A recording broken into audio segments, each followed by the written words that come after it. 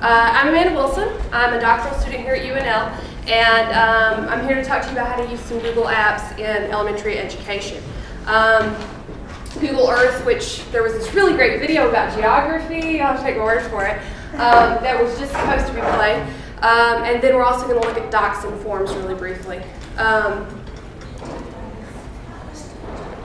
Well, luckily I pulled a few quotes out of the video. It's basically a video where they're talking about how important geography is, and they have an economic analyst from Environmental Defense talking, and the president of Geospatial Intelligence, and a scientist from FEMA, and a polar explorer. And then they're talking about how important it is for students, especially at a young age, to think of themselves as global citizens in addition to being American citizens, and to seeing that big picture. One of the things that Google Earth can do is help orient your students towards that big picture and where they fit into your lesson content. Google Earth does require a download, but it's free. You don't have to worry about copying down this URL. It's all in the outline that you can get through the conference materials. There is also an iPad app for it. So if you're working with an iPad, you can also download it there. Google has set up this really nice website, Google Earth for Educators, that has a lot of resources and places where you can connect with other teachers who are using Google Earth. They even have lesson plans. And I just threw a couple up here as an example to show you that they're there. I know you can't actually read them from where you're sitting, but there's one that's a second grade level. It's a scavenger hunt, and they look at the physical features of North America. And then there's one here that's a third grade level that they look at animal habitats. And they actually give you like the standards and ideas and links and all kinds of great stuff. So be sure to check that one out. I was wondering, have any of you guys used Google Earth before in your classes?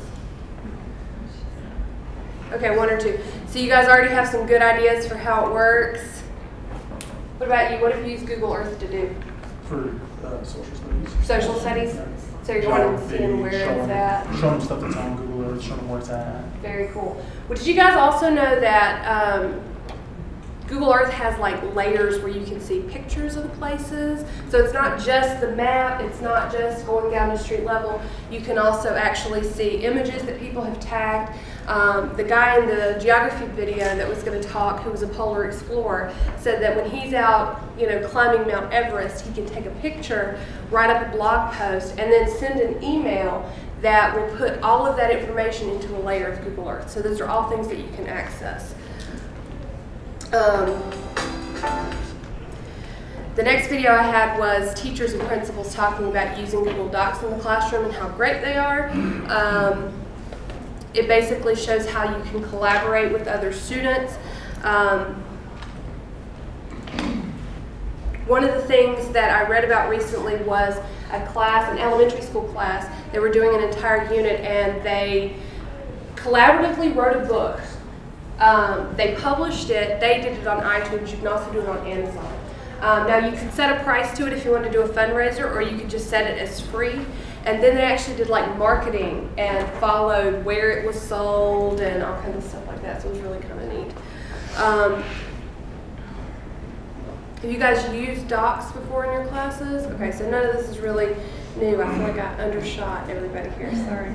Okay, well, let's take a look at forms and see if maybe this might be new.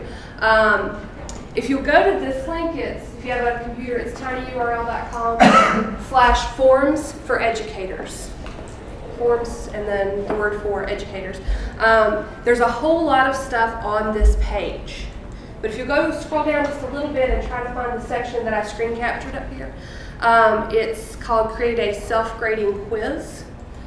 I don't know if you guys have done this before or seen it before, but you set up a quiz, and if you click on that first link, you can see an example, a place where students input their name and they answer some questions, which is cool. It dumps all of that form information into a spreadsheet.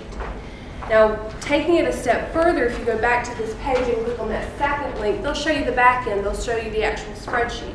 You can set up if-then formulas that tell it to, depending on what answers the students input, it grades it. And so you basically have their names and their grades.